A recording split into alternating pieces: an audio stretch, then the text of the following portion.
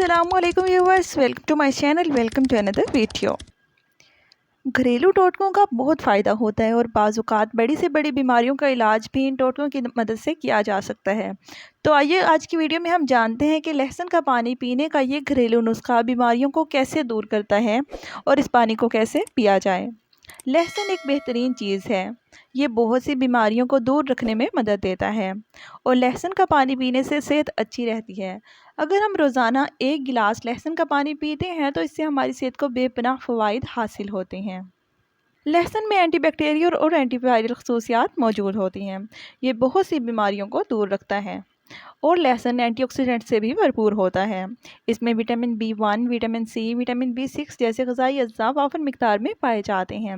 ये manganese, calcium और iron से भी भरपूर होता है। पेट के अमराज़ के लिए लहसुन इंतहाई फ़ायदेमंद है। लहसुन का पानी पीने से पेट के बहुत से मसाइल ठीक हो जाते हैं।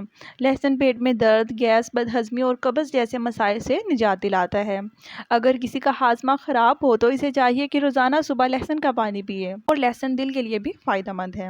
लहसुन में मौजूद अनासिर खून को पतला करते हैं। इसकी वजह से खून का बहाव अच्छी तरह होता है। दिल की बहुत सी बीमारियों की वजह खून का गाढ़ा होना या जम जाना होता है। लहसुन का पानी पीने से खून पतला रहता है और दिल की बीमारियों का ख़तरा भी कम हो जाता है। इसमें एक ऐसा मुरक्कब पाया जाता है जो दिल के लिए फ़ायदेमंद है। ताहम दिल के अमराज में डॉक्टर से मशवरा करना ज़रूरी है। और लहसुन क़ुव्वत मुदाफ़त को भी मजबूत करता है।